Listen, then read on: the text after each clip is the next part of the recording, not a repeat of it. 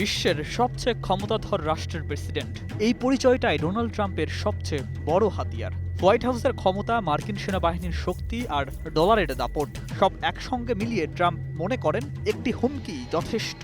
সেই ক্ষমতার ভরেই মার এ লাগোর বিলাসী রিসোর্ট থেকে তিনি ভেনেজুয়েলার প্রেসিডেন্ট নিকোলাস মাদুরোর দিকে আঙুল তুলে বললেন, ক্ষমতা ছাড়াই হবে সবচেয়ে বুদ্ধিমানের কাজ, নইলে শেষ ভুল অপেক্ষা করছে। তো নতুন এবং ফিরে আসা গ্রাহকদের জন্য নগদে চলছে ক্যাশব্যাক সহ প্রতিদিন হাজারো উপহার জেতার সুযোগ। হবে আশা আর ফেরা, সারপ্রাইজ সেরা।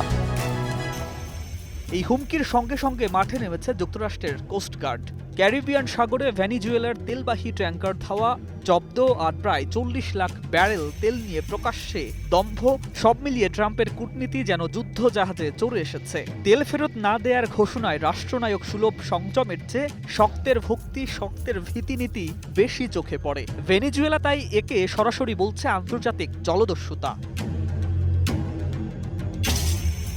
কিন্তু ট্রাম্পের ক্ষমতার এই প্রদর্শন এখানেই বাধা পায়, কারণ মাদুরো এখন একা নন। যুক্তরাষ্ট্রের হুমকির মুখে ভেনেজুয়েলার পাশে শক্ত হয়ে দাঁড়িয়েছেন রাশিয়ার প্রেসিডেন্ট ভ্লাদিমির পুতিন ও চীনের প্রেসিডেন্ট শি জিনপিং। মস্কো বলছে ক্যারিবিয়ানে মার্কিন সামরিক তৎপরতা আন্তর্জাতিক নৌপথের জন্য হুমকি, আর বেইজিং স্পষ্ট জানাচ্ছে ভেনেজুয়েলার স্বাধীনভাবে উন্নয়ন ও বৈধ বাণিজ্যের অধিকার রয়েছে।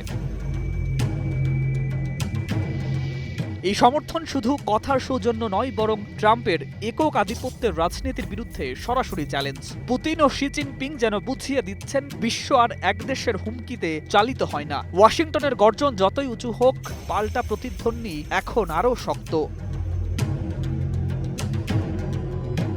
সবশেষে ট্রাম্পের হুমকির রাজনীতি গিয়ে ঠেকেছে জাতিসংঘের নিরাপত্তা পরিষদে। লাতিন আমেরিকায় সামরিক উপস্থিতি বাড়ানোর ঘোষণা দিয়ে তিনি হয়তো ক্ষমতার জানান দিতে চান, কিন্তু বাস্তবতা হলো এই ক্ষমতার প্রদর্শনী আজ তাকে একঘরে করছে। আর সেই ফাঁকে ভেনেজুয়েলার পক্ষে দাঁড়িয়ে পুতিন ও শি জিনপিং বিশ্বকে মনে করিয়ে দিচ্ছেন, ক্ষমতা শুধু ভয় দেখানোর নাম নয়, ভারসাম্যও তারই অংশ।